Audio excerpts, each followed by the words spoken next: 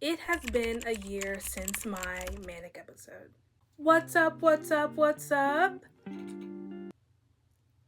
Welcome back to my channel. If you are a returning subscriber, hello, how are you? I hope you are well. If you are new here, hello, my name is Imani. This is my channel. I make random videos. Subscribe. It has been a year since my manic episode. Back towards the middle/end of August of 2024, I experienced for the first time ever a manic episode. In my manic episode, some of my symptoms were auditory hallucinations, delusions, euphoria, grandiosity, and feeling invincible, racing thoughts, restlessness, talkativeness, and aggression. The episode lasted about 4 months and resulted in numerous hospital visits. For those who don't know, first I want to start out with what is a manic episode. Based on the National Alliance of Mental Illness, this is what a manic episode is. The terms mania and manic episode describe a state of mind characterized by high energy, excitement, and euphoria over a sustained period of time. It is an extreme change in mood and cognition that can interfere with work, school, or home life.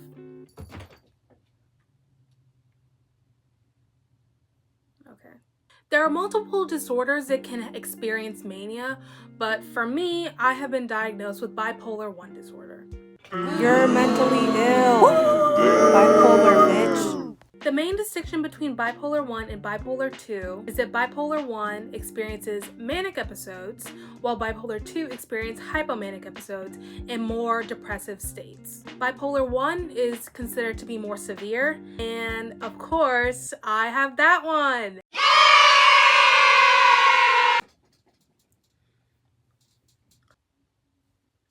The episode I had last year was my first ever episode, and for a lot of people, your first ever episode can be a lot more intense because you don't really see it coming and you've never had something like that happen to you before. A variety of things can trigger a manic episode. It can be biological, it can be environmental. For me, what triggered mine was an argument that I had with a friend that I was staying with over the summer. Now, I'm not going to go through what the argument was or the aftermath of it all, but what I will say is that the way that my mania was handled or not handled made my symptoms much worse. To put it simply, I was writing on the wall. You guys know that episode of SpongeBob with him like tweaking out in the Krusty Krab?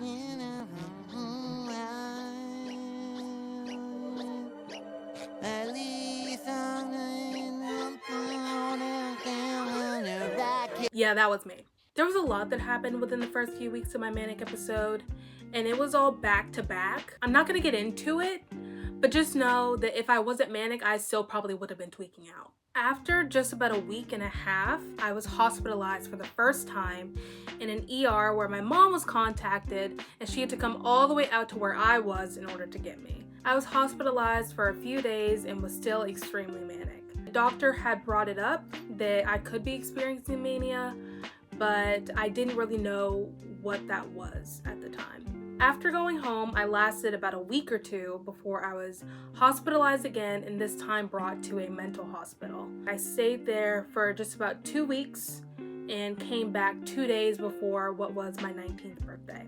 During this hospital trip, they diagnosed me with essentially nothing and sent me back home with sleep medication, which lasted for like 2 weeks, maybe.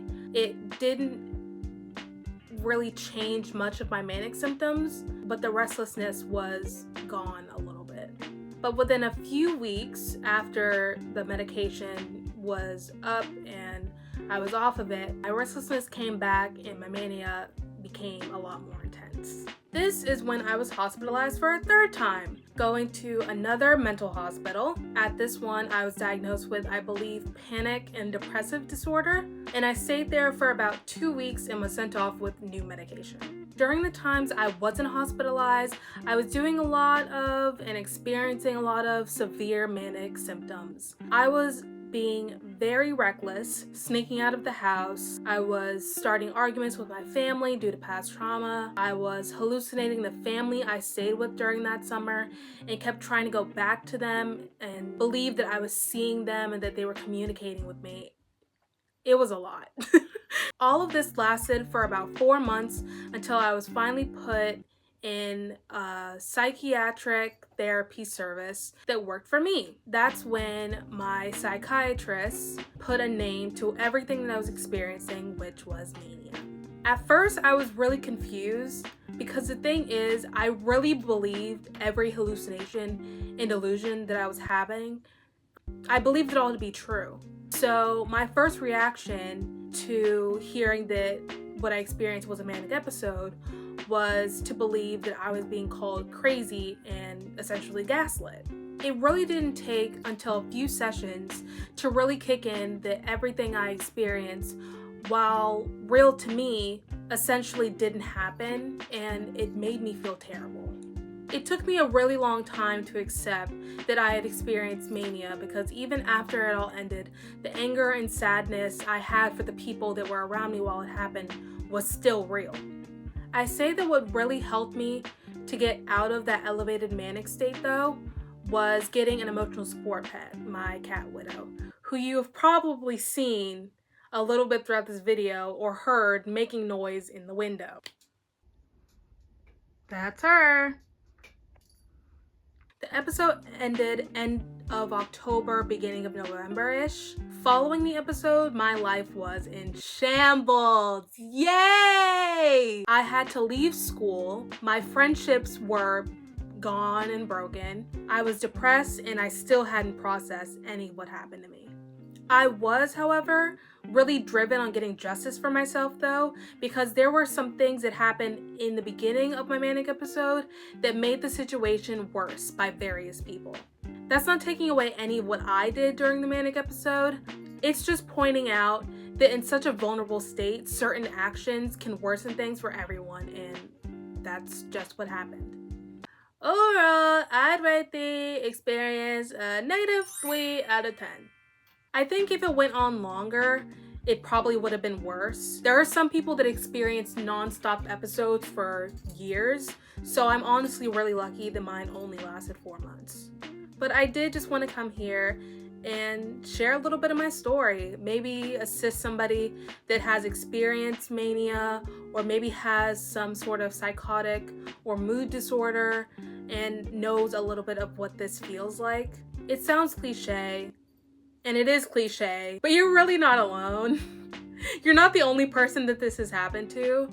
And for me, I know especially looking up other people that have experienced mania helped me a lot, because it let me know that all of this has a medical and logical explanation for it. So anytime that I felt crazy or that you may feel crazy, just know that it all makes sense and that you are validated in whatever happened to you.